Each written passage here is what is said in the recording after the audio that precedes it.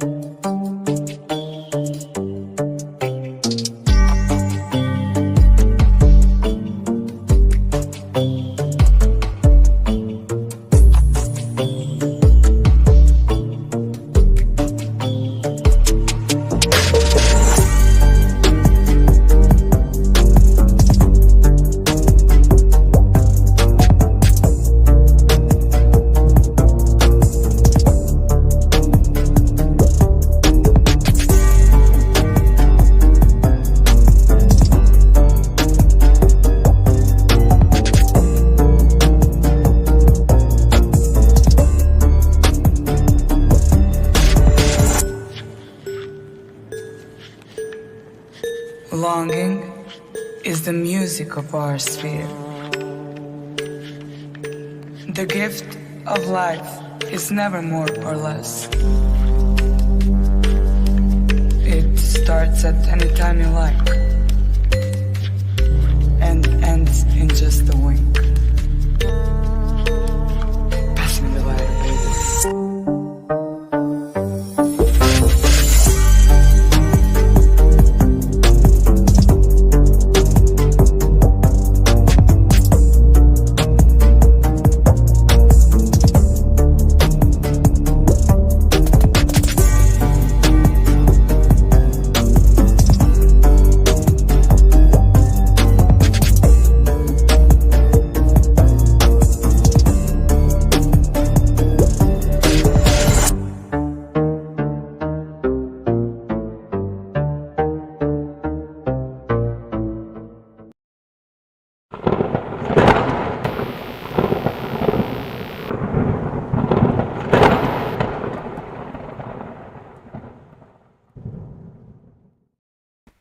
Po Māori e, whakalofa atu, whakalofa lahi atu. Welcome to Ikilei program, welcome to the Daily Examiner, talanoa sa'o. It's my pleasure to welcome you here tonight. What are we doing here tonight? Well, I did want to bring up a discussion. This is something that has been asked for a little while. So we thought we'd better bring it out and have a talanoa with you all. And look, we're more than happy to also be able to take some questions out there. I've got a couple of my team members having a look and seeing. It's really wonderful. We're on Twitter, YouTube, Facebook. We're even on a little bit of TikTok as well. So really good to have you with us. Liao's my homie in the background as well. So we're going to see if this works out all right. But please feel free to bring anything up. We want to make sure that we have a good, strong chat about this stuff because, this has been going on for years. It's just really good that we've been able to sort of spot what's been happening and as something that we've said for a few years, we've known about this for a while. So, what are we talking about? Well, let's first break into the historical record of it. Now, Liao, if you wouldn't mind just popping up that little questionnaire that we had. This is a questionnaire that came up in New Zealand. This was a few years ago, 2 years ago. This question came up and was being distributed to a lot of the schools around. Now, this is they call it the heterosexuality questionnaire. What it is actually came out in the late 70s. This is actually an old thing. It was when those who were very strongly in the alphabet community, the very strong activist style, that they wanted to push for children to be what they would refer to as engaged with in order to question their own thoughts and ideas around things. So if we can just have a little bit of a zoom in there, and let's have a look at some of those questions there. Number one, what do you think caused your heterosexuality? 2, when and how did you first decide you were heterosexual? 3, is it possible that your heterosexuality is just a phase you may grow out of? 4, is it possible that your heterosexuality stems from a fear of others of the same sex? And that bottom one here, if you've never slept with a member of your own sex, is it possible that you might be gay if you tried it? All right. So that questionnaire is called the Heterosexuality Questionnaire. It came up in the late 70s. Now, where I was given this was sourced from a 14-year-old program going on. They gave it to 14-year-old children, and they got them to fill out those ones. The idea of it is, the design of it, is there to strongly suggest that one's thoughts of heteronormative thinking, which is that actually it's normal for a male and a female to be together. It's set there to sort of confront, to challenge, to identify, and to sort of damage that one a little bit. It is something that was pushed for quite a while, and of course we found this in the 14-year-old schools. So that's just wanted to break into that. That's just the start of it. All right. So what happened in terms of what a few years ago is that I would love to say no, I wouldn't. I am honoured to have been a part of the team where the man who found out that gender ideology had been brought into New Zealand was in New Zealand. And what happened was there was a person who was feeling very uncomfortable about things. And that person was asked to facilitate a school for children. This is going back in 2017-18, I think it is. 2016-17-18.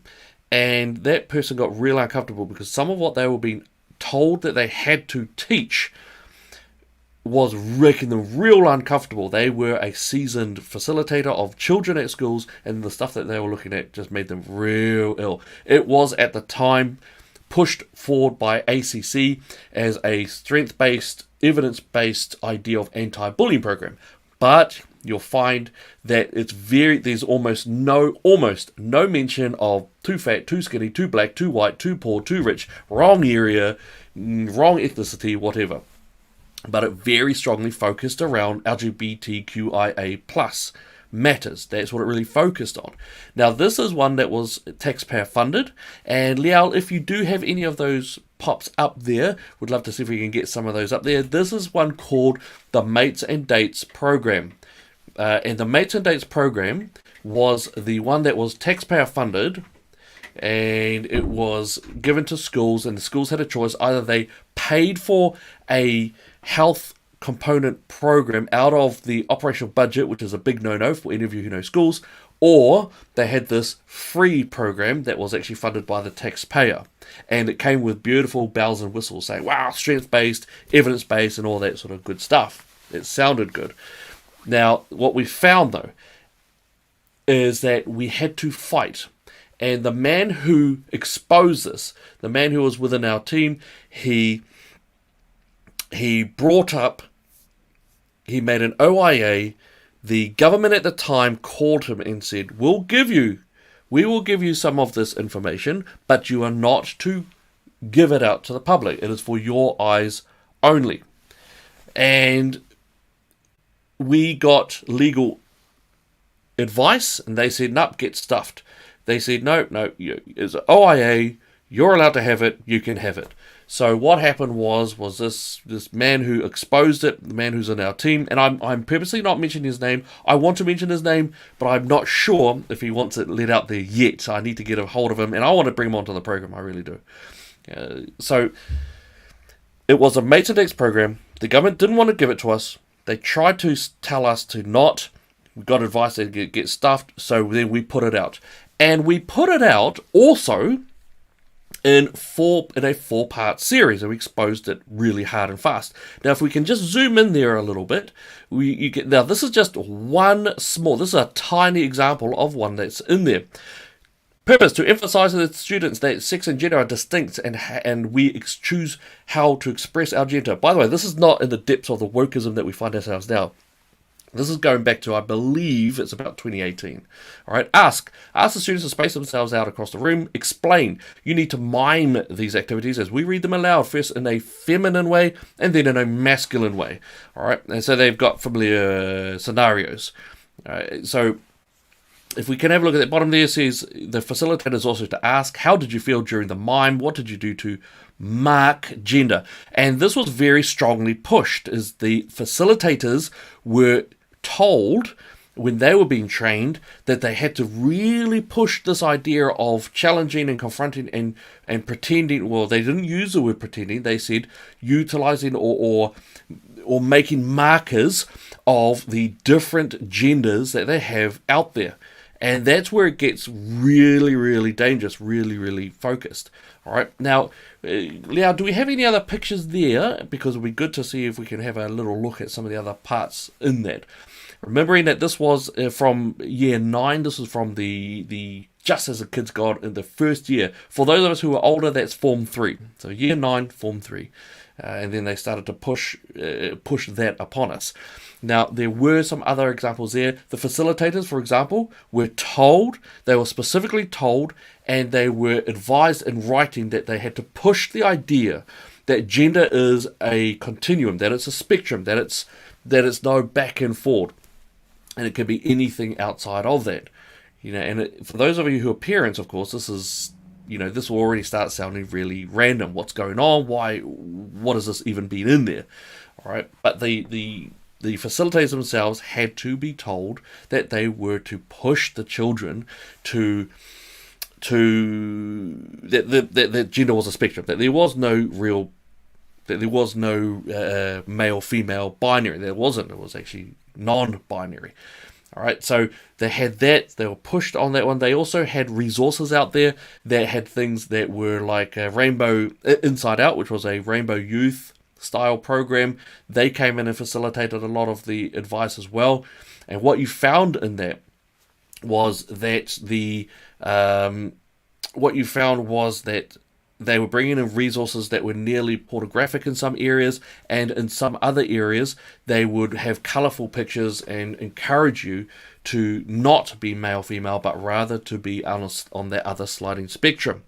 So we had a lot of issues in terms of those areas going on, and I'll tell you what, we found out a lot because of whistleblowers. It was whistleblowers who kept on coming out saying, we've been facilitating to children for decades, not years, but decades, and this stuff is making us really uncomfortable. All right, so we found that's exactly what was going on. Now, that was a Mates and Dates program. We got it around the country. We actually went into discussions around the country. I believe that was around about 2019 that we did that element, and in that time we were able to not convince schools, but that parents took on the information that we gave them, and then they went off and then they closed it down. So in 6 schools that we know of, it was stopped. It was broken down, and they were told, nope, you're not doing that, and they didn't. It was really good. Here's an example. This was in 2018.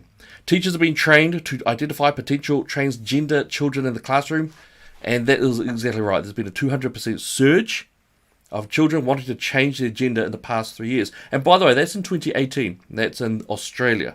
So as some of you may know, New Zealand was one of the last to be breached in terms of this gender ideology that's going on. A lot of it started, there are arguments saying that this started all the way with Simone Beauvoir back in 1950s and 40s. For us, the easiest way for us to see it is that it actually started in the US, and then it spread out into Canada, then it spread out into Australia, and then, as we warned for years, it also attacked us eventually. All right, so that's what happened in that regard. just to check, Liao, if we have maybe a couple of other picks there, especially ones that I think that may be entitled or labelled non-binary. I just want to show some of what is in that area. This is one resource that was given. Now, the ACC didn't explicitly say that this was a resource that they did, but this was done by the groups who were called into the schools because they didn't know what to do, so they got what they thought were the experts. This is the gender-breed person. Again, this is for children, and we're talking about children even down to primary school. All right, so the idea is that this friendly-looking gender-breed person is in there, and they say, wow, well, that's sex. Sex is between your legs, and then, your identity is what you feel you are, what you believe you are. And then they've got that little pointing to that style of heart saying orientation is there and expression is on the outside. So they really do gun it for children. Very clever, very deep, very angled. Leo, do we have any parts there? And I believe I've got it under some written form there because I wanted to make sure, I wanted to let you know. There we go. Now this part here is actually a written part. This is simply a screenshot from the PDFs that we had. This is here. Now if you have a look here, the session, and this is from the Mates and Dates program. The session explores the link between gender stereotypes and our behaviour. This is important as evidence suggests that a strong belief in rigid gender roles is a risk factor for perpetuating violence. Again, the Mates and Dates program was shoved down your throat specifically as an anti-bullying program. And again, it focused on the alphabet ideology, did not really go for any other type of bullying that was out there, whether ethnicity, body size, or anything else like that.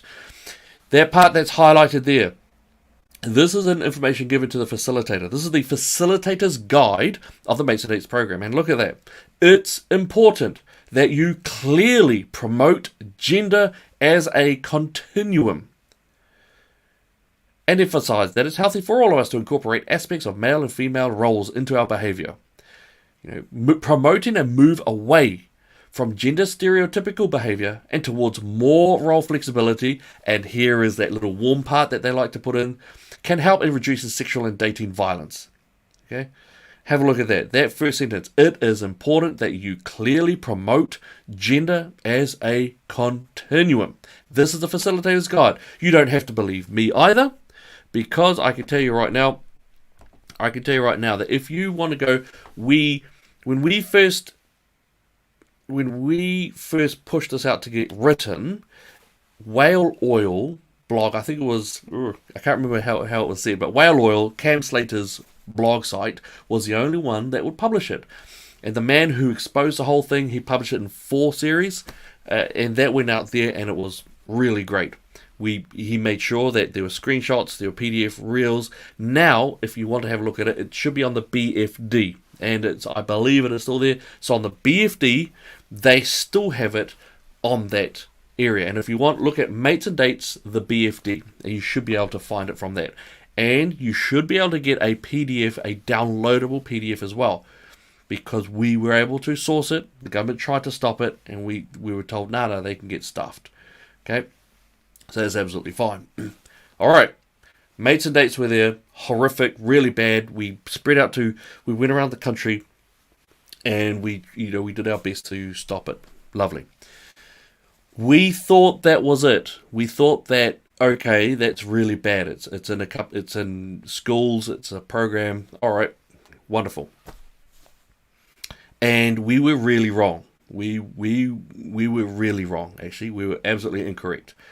What happened was, because they had enough success with the Mates and Dates program, what happened was that a promise was made in 2017 by Jacinda Ardern, Louisa Wall, Grant Robertson, and the promise was made to push for what they refer to as rainbow education, that children would be educated in rainbow ideas.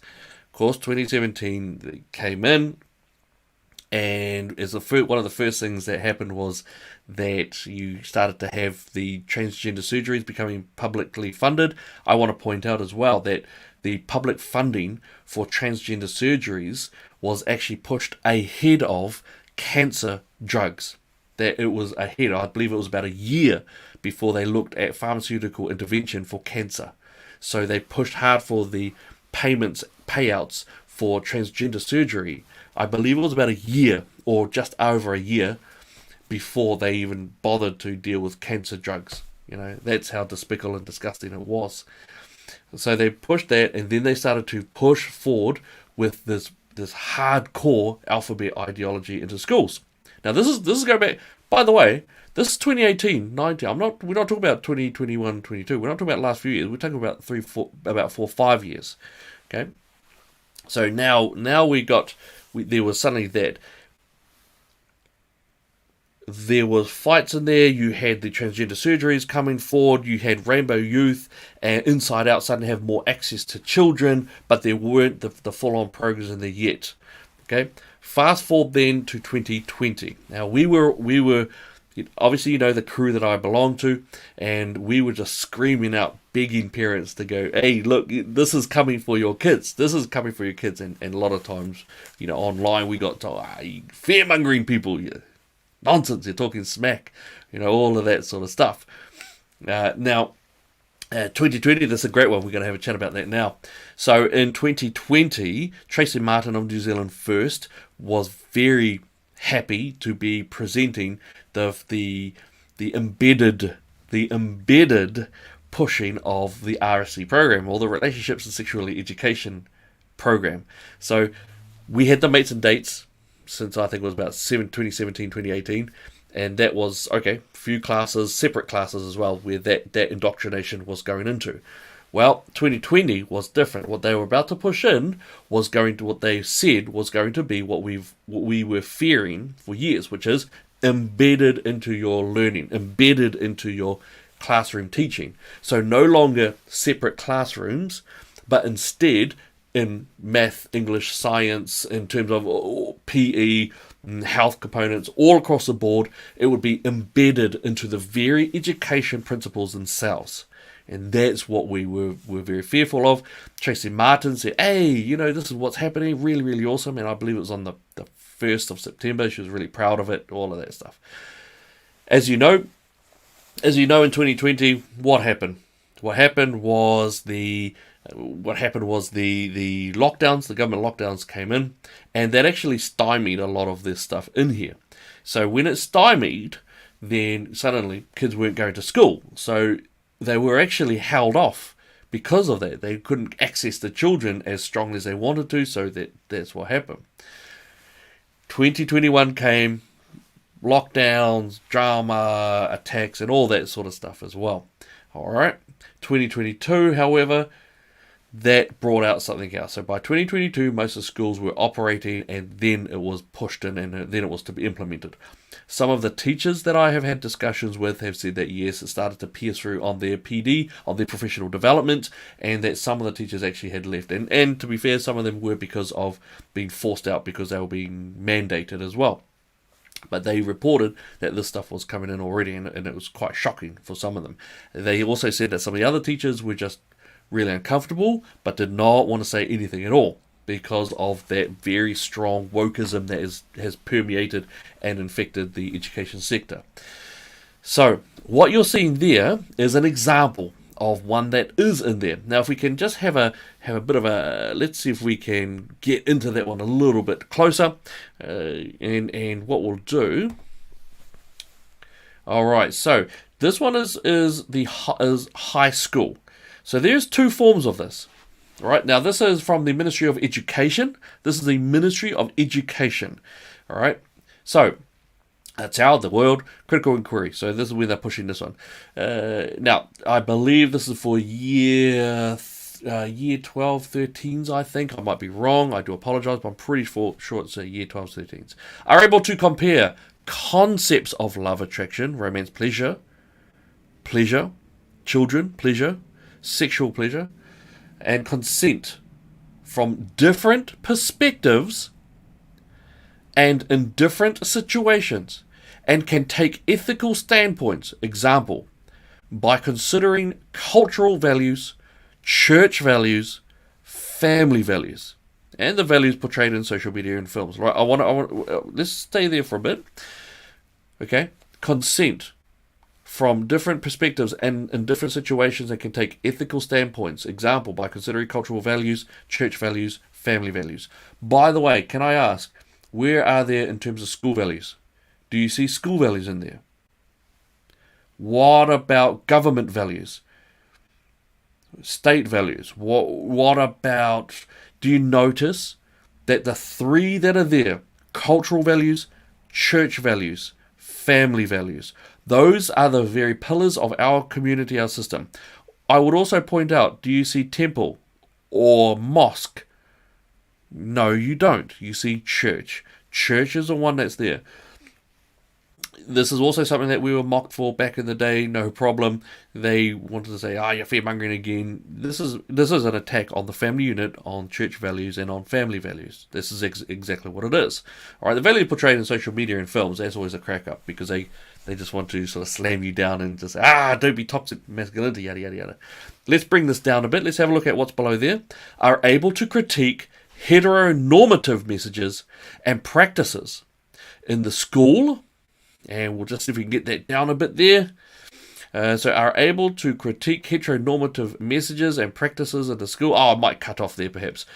Community and recommended, and what they're saying there is, what is underneath there is, and recommend ways in which to sort of battle this out. Okay,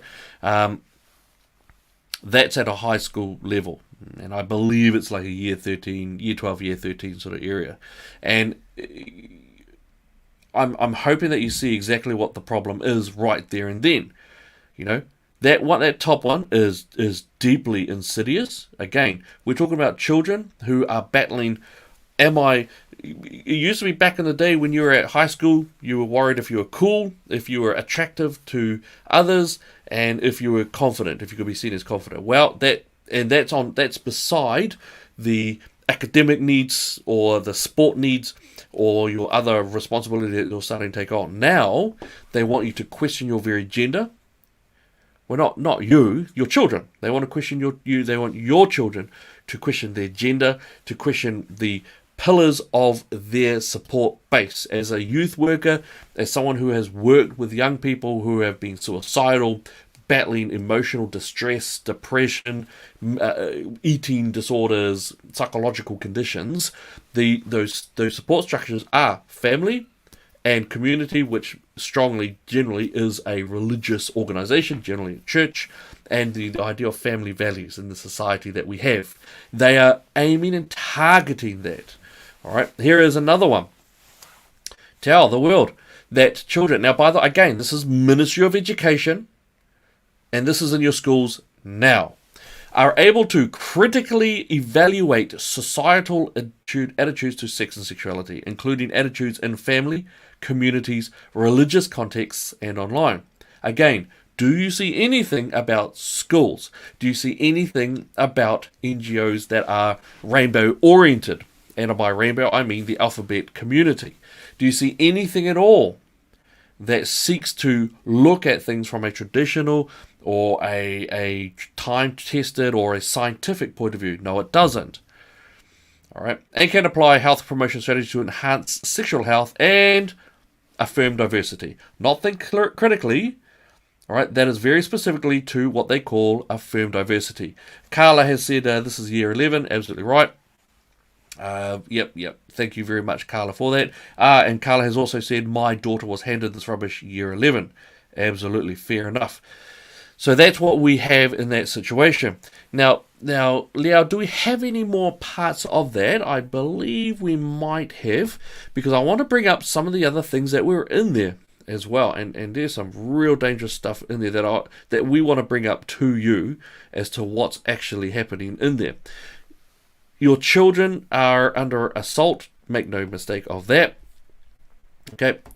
I want to bring up something to you that, now this is one that I might just have to, here we go. Thank you very much, Liao. Now, this is on the primary school and the high school.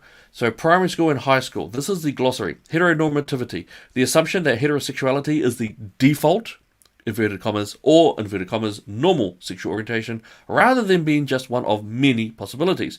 Heterosexual straight, a person who is sexually attracted to people of the other binary gender. Again, this is in your schools now. This is in schools, high school and primary school. Please keep that in mind. Homophobia, transphobia, biphobia, an irrational negative response to or fear of people who are homosexual, transgender, bisexual, or otherwise gender sexually diverse. Such phobias may manifest as discrimination or violence. Again, interesting. Where is the heterophobia? Where is the phanophobia in there?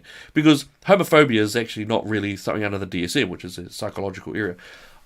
Now, in this glossary, you will not find what transgenderism is. You will not find anything around gender identity disorder, nor will you find gender identity dysphoria. You will not find those because they are not in there. They make sure that they push very heavily the idea that this is a very real idea, that there is no male female, that one who may have been apparently a boy at first is a girl and girl is a boy.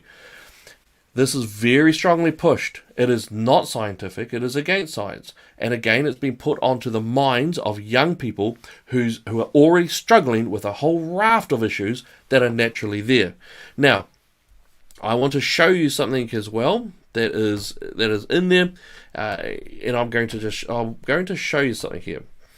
This one is, or rather, this is something that came out very recently. This came out a few months ago. Okay. What you're looking at there, I'm going to make myself a bit smaller there. Okay, I'm going to close in here. This came out, this was on I can tell you, I was advised that it is okay for me to say that this is from a school on the west coast of the South Island. Right, this is going all over the place now from what I understand, but this was the first one. The first one that I heard of, this is from a young person who was at school. This was the questionnaire that they were to get, and there were correct answers and there were incorrect answers to be advised. All right. Again, you see that?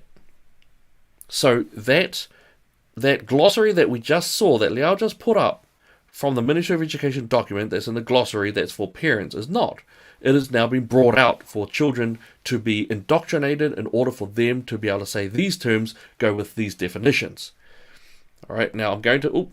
So I do apologize for that. Look at that, see? Sexually romantic. Now, there are some interesting ones in there. If you want to have a look at that one, it says Samoan term, whawhawhine.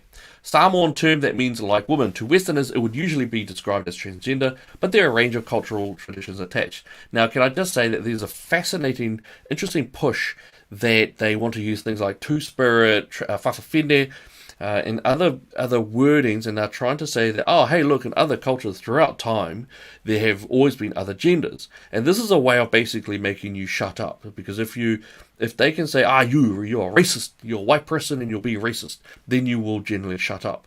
Now, that's starting to wear a bit thin from what I understand, but it's still effective in many parents. They don't want to be looked upon as being racist. But so what's the alphabet activist community doing is they are hijacking the idea of this so that it shuts people down while going after the children, so the children themselves. So this is from a high school, I believe it was a year 9, maybe a year 10, year 9 or 10 engagement, high school with the West Coast. Again, West Coast of South Island. All right. So all of these, now they're starting to push this idea onto the children through the glossary that they have in that regard. All right. Now, along with that, you can even find other elements in here. All right, this is child's non-fiction. Now, if I remember correctly, this is in Tauranga. Look at this. This is children's non-fiction. Children's non-fiction. Okay. Now, what do we find in children's non-fiction? Okay. We find that there is a particular book. I'm going to bring it up as well. There is a particular book, and it was for 4-year-old children. All right, so 4-year-old children. Keep that in mind. Okay. This was actually back in 2019, I believe. That's when we found this one as well. And so I'm going to bring this up to you. So don't forget, this is in the section that was for 4-year-old children. There are little kids playing around the area as well. Let's see. I'm going to bring this up for you.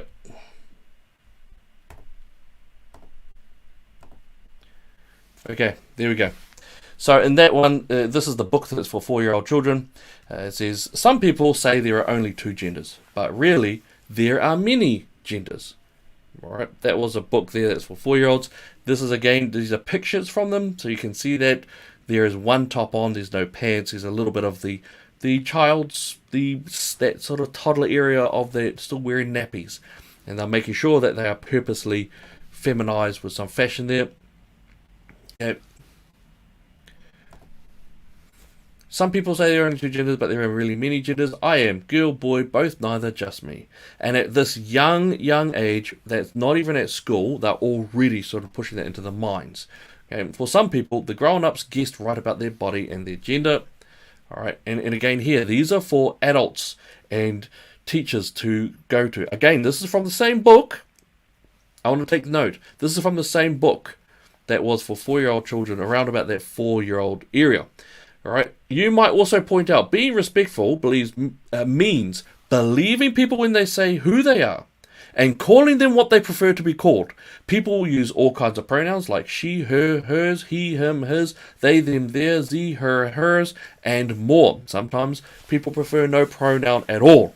If you're not sure what name or pronoun someone prefers, just ask. And like I said, remember when I told you that there was actually that bit where they want you to shut up, especially if you're white. More information. Gender diversity is not a new concept. Cultures around the world and throughout history have recognized more than 2 genders. The words we use to describe ourselves are changing. All right. So again, this is this idea about pushing children to make it so that the children themselves are okay to be confused. That's the area that you find them going into. All right. This is another picture from that the transgenderizing book. All right. And that's the story there. Okay. Kids' identity to gender identity. All right. This was in a section that was around about that 4-year-old section as well. Okay. Utterly amazing. All right. And that's exactly what was going on in there. It's hard to get out of this one, because I've talked to I've talked to a lot of the parents and the educators. I've talked to 2 principals over this. I've talked to quite a few other teachers who've come out from there. This one is a hard one. Mates and dates was easy, because you just say to the teachers, you just say, right, no, take my kids out of that class. Don't want them in there. All right, I will teach my children about that stuff. No problem. The new thing, the new style, what you've just seen as an example is a lot different. It's very, very different. And what makes it so different is that it's embedded into the lesson plans. It is to be embedded. So it's no longer mates and dates, which is a health component of the Year 9 sexual health area. Now it's math, English, science, it's PE, it's arithmetic, it's debate class. It's to be pushed out into all the areas of school. And that's what's utterly shocking with that environment. All right. So, okay, I've given you a few things, and I've been advised by my backup to just hold off for about 3 minutes. So what we're gonna 5 minutes. So what we're gonna do is I'm gonna play we're gonna play a little bit of music for 5 minutes, and that will hopefully give you time to either think about something and then if you want to bring up any questions, please bring them up.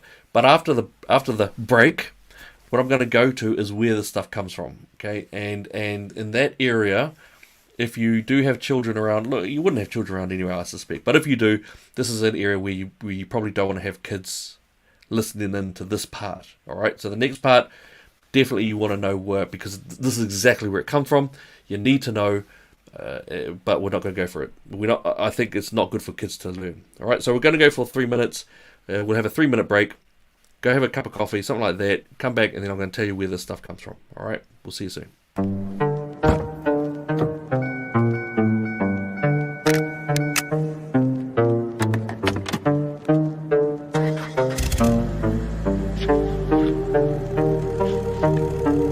Forever is the strangest thing. It's shorter than you think.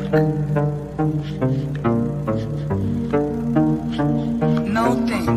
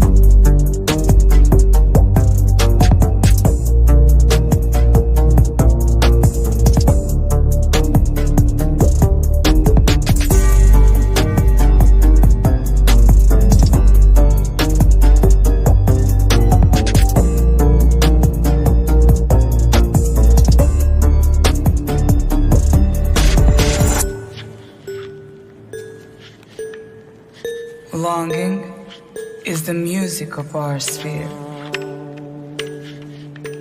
The gift of life is never more or less. It starts at any time you like and ends in just a wink. Pass me the lighter, baby.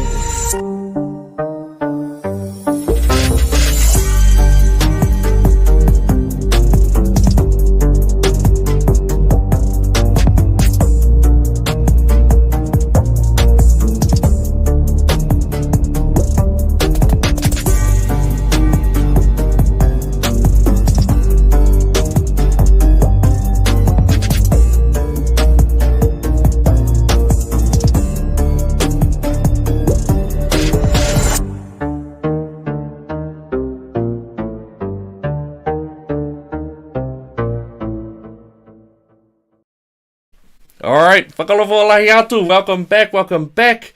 Good to see you here. So that was... so let's just have a look at what we've got. Yeah, have a breather, ask Jesus to take the wheel before I lose it. Hey, hey! Well said. Yep, fair enough. Very good.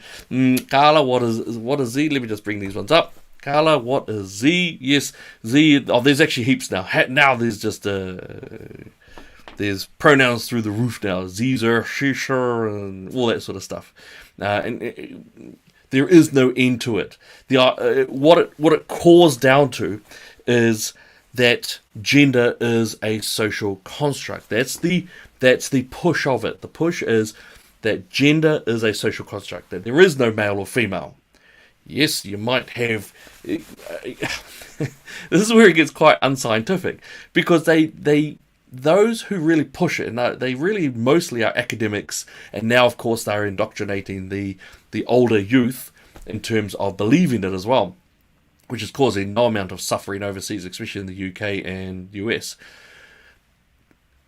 They truly believe that if you are, and I know you're a woman, they truly believe that gender is a social construct. That's why, for example, they don't have a problem with men and women being in the same fighting ring. So when you had Phelan Fox out there smashing and cracking the eye sockets of the women competitors, Phelan Fox is a male who has an issue, and he says that he is a female.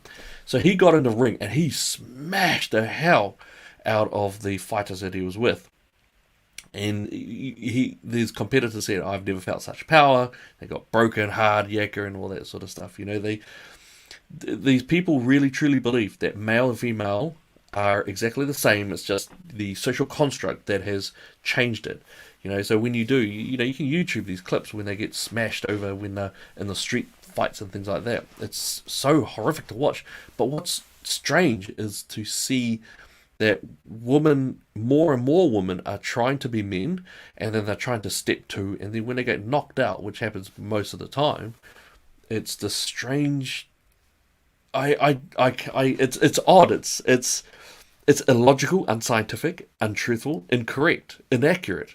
But they'll still fight for it. They still want to think it. It is a strange mentality. And yes, I would lean towards things such as mass formation psychosis, which we regard as that area of issue regarding that possibility of what was it, the Nazi Germany domestic population, whereas you had Hitler, who was an absolute scumbag and evil, but then you had the domestic population who allowed a lot of these horrific atrocities to occur, and we look at the psychological profile of those people going in. So anyway, Mason Ace program came first, then it came in the embedded program that you now fund right now. And by the way, the schools have been pushing forward. Okay, where did this come from? So this actually came from the gender ideology that you have now, and indeed the gender as a social construct, where it originated for us. And yes, I know that of Simone, but where we can actually have a good measure approach, especially for us in New Zealand, is back in the United States in the Kinsey Institute. Now, Kinsey was a person who believed that sexuality needed to be freed, that he believed in very heavy the sexual revolution. Now, what many of us think is that, sexy and all that sort of stuff. But really what it was taking off the boundaries. Now, have a look at this person here. Now, the Kinsey Institute, which is taught today in university. So nothing that I'm saying is some sort of weird down the rabbit hole. This is stuff that is taught today in your universities, in your uni texts. All right, they're public information. This person here is Fritz von Balusek. I believe it's Balusek. I don't know how to pronounce it properly. Kinsey used him. This is a Nazi doctor. He is an actual Nazi, not the woke form of Nazi, which is anything who disagrees. This is an actual, literal Nazi person who was a collaborator with Kinsey in terms of giving him information. So Balusek was very strongly about taking experimentation around pedophilia and looking at pedophile behavior, but very much supportive of it. Loved the idea of engaging in depravity and pushing that pedophilia was actually absolutely fine. Now, Liao, do we have something about there in terms of a quote? I want to see if there's a quote there, because here's the thing. The person who pushed the gender as a social construct is none other than a New Zealander. All right, it's not some French crazy person or some US woke academic nut job or something like that. The person who came up with gender as a social construct and who set out and who had the ability to experiment to make it happen was a New Zealander, and his name was John Money. John Money was a sexologist. He was a Kiwi. He went over to the US. He engaged with the Kinsey Institute, and he was also part of the I can't remember which college it was or which university that it was, but to my core, I'm deeply ashamed, and yet at the same time not entirely surprised that it was a New Zealander who really pushed this. So John Money was that person who really did push it. Just seeing if we can get the quote up there, because I want to bring up a particular quote that he gave. He gave a quote, a very strong quote, that he really pushed in terms of academia. He was one of them. He was one of the first people to go for this angle, for this. Yeah, it's. I'm trying not to be angry about it, but it may gain in anger. All right. So what we have here, I'm going to show you this quote right now. This quote right here. All right. If I were to see the case of a boy aged 10 or 11 who's intensely, erotically attracted toward a man in his 20s or 30s, if the relationship is totally mutual and the bonding is genuinely totally mutual, then I would not call it pathological in any way. All right. And that was pulled from the North American Man-Boy Love Association. All right, that is a push for pedophilia. Now they didn't want to talk about that. But this is it. This is from John Money. This is taken from NAMBLA's own website. Alright, this is in 1991. This is John Money, the New Zealander. If I were to see the case of a boy aged 10 or 11 who's intensely, erotically attracted to a man in his 20s or 30s, if the relationship is totally mutual, and the bonding is genuinely totally mutual, then I would not call it pathological in any way. Now, by the way, can I also point out that Phil Goff, the outgoing mayor of Auckland, or the gone mayor of Auckland, Phil Goff, that he tried at one stage to lower the age of sexual consent from 16 years old to 12 years old. Alright, I wanted to repeat that again. Phil Goff, the Labour mayor, the Labour Party hardcore guy, tried to reduce the age of sexual consent from 16 years old to 12 years old.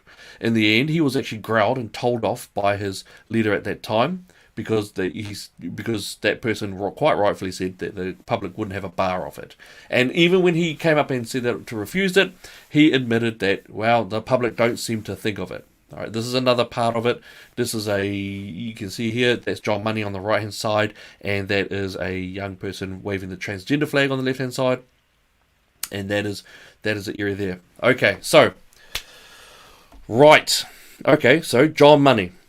John Money coming out. Now, what happened is John Money was given the option, was given the ability, he was deeply desiring to test his theory, to prove to the world that gender is a social construct. Now, what was great for him was that two twin babies came along, and he found that they both had a penis issue with them, or something to do with the urine. The doctor had tried to fix one of the boys and had burnt his penis so badly that it was very deformed. As it turns out, he didn't need to do anything. I think they should have given some antibiotics or something, and then the other brother was absolutely fine, no problem after a while. So they could have been happy. The John Money found out about this twins, and then they went to the parents, and then I don't know what he said, but the decision was made between the parents and also John Money and his team that they would castrate the boy, and then they would just raise him as a girl. Girl clothes, girl colours, toys, the whole 9 yards, everything like that. It was, I believe, I'm trying to think of the case, the John Joan case is what they call it. If you ever want to say the John Joan case. And in that case, he met up with regular visits to the two boys over the years, and he also made it so that the parents were not to be involved in those two areas. Okay. Now, at that time, he would sometimes take along a team of male scientists with him, and then they would engage in various studies and lookings and chats. Now, I'm going to give you a bit of a testimony from one of them in that regard, and this was given just after. All right. During the twins' psychiatric visits with Money, and as part of his research, Rima and his twin brother were directed to inspect one another's genitals and engage in behaviour resembling sexual intercourse. Rima claimed that much of Money's treatment involved the forced reenactment of sexual positions and motions with his brother. In some exercises, the brothers rehearsed missionary positions with thrusty motions, which Money justified as the rehearsal of healthy childhood sexual exploration. And that was in the Gaetano report in 2015. Okay, I want to leave that up there for you to have a look at. Do you see that? That's from the Gaetano 2015. That's still taught today in universities, in academia. That's still pushed. The idea that these children, these brothers, were made to be in sexual positions. Now, what I can tell you as well is that if they chose not to, when they refused, when they did not want to, apparently John Money just went into a rage, absolutely angry, just ferociously angry apparently, and he just got madder and madder at them, and so the children felt like they didn't have a choice. Right? Now that was the case of the gender ideology in there. Now when they got to about teenage years, it just wasn't working. It just wasn't working, and it got worse and worse and worse. And both brothers were doing really badly in life. One of the brothers started getting a drug habit. The other brother started cutting and got in just absolutely anger, depression many times, hospitalized. Just it wasn't working. So eventually they made the decision to tell the David Riemer that he was actually born a boy, but that this had all happened. The experiment stopped, and they went their life after that. I would love to say that the boys managed to come out of it and do okay, but they didn't. The brother whose penis did turn out to be okay, he was not able to get out of his drug behavior, and he was not able to get out of his drug behavior, and he passed away. He went into a drug overdose. Apparently he was just really seeking to kill himself effectively, and I wish I could say that was, I wish I could say that the other brother survived. As for the other brother who survived, I'll let you just tell him about what was wanted in there in his own words anyway. Stay strong, be together, God bless you, and God bless New Zealand.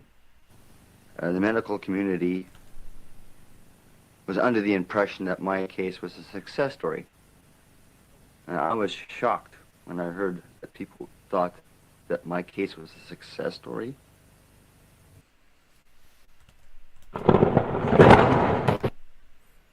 Alright, so I hope you could hear that. Sometimes my one doesn't hear. And so he killed himself after his brother died from that overdose. He took a shotgun, popped it into his head, and then just pulled that trigger.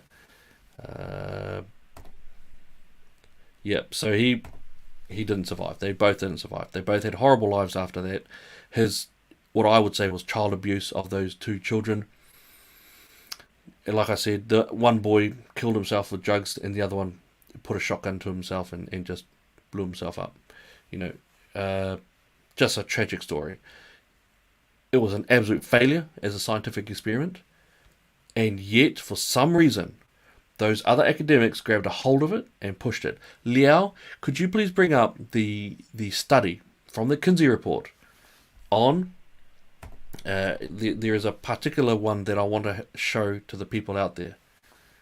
Alright, I want to have a look at this. I want you to see a particular thread. This is coming from John Money was a very big supporter of the Kinsey Institute. He was in the Kinsey Institute. I want to show you what else was in the Kinsey Institute. Alright, so you've seen that quote from John Money regarding that hebephilia and pederasty. You've seen the comments that we had from the Riemer boys of that dry humping and sexual activity that they were being pushed into doing. I want you to have a look at this other picture that will also give you an indicator. And again, this is where the gender ideology that you fund, that you pay for, that is in your children's school, that this is where it comes from. Alright? It is imperative that you know where it comes from, because without it, we're lost. Alright? So this is stuff that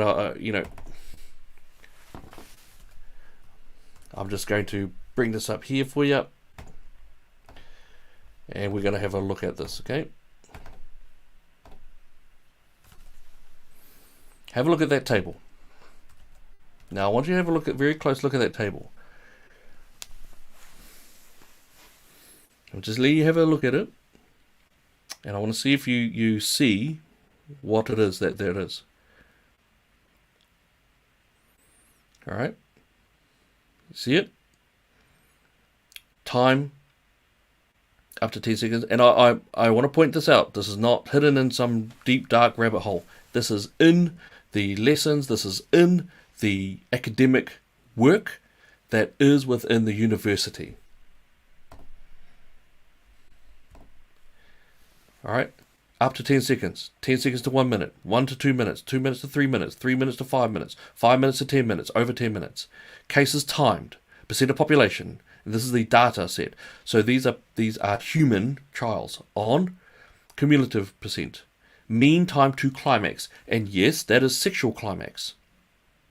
Median time to climax 1.91 minutes, mean time to climax 3.02 minutes. Table 32, and the title of this table is Speed of Pre-Adolescent Orgasm. Alright, so this is from Kinsey. Kinsey actually had a relationship with an actual pedophile. I believe, off the top of my head, I might be wrong, but I believe that his job was a traveling salesperson or some sort of traveling. His job was to travel around the country of the US. And underneath that table title, duration of stimulation before climax, observations timed with a second hand or stopwatch. Ages range from 5 months of age to adolescence. Now, in case you didn't hear me, I'll also repeat that. Age range from 5 months of age to adolescence. You understand what we're looking at here. Okay, and I want to repeat this. This is not in some deep dark rabbit hole that was mixed up. This is the actual data sheet from a pedophile who was engaging with the Kinsey Institute for it. And so what happened is that this piece of shit would actually go around the country, engage in his data collection, and then bring it to Kinsey.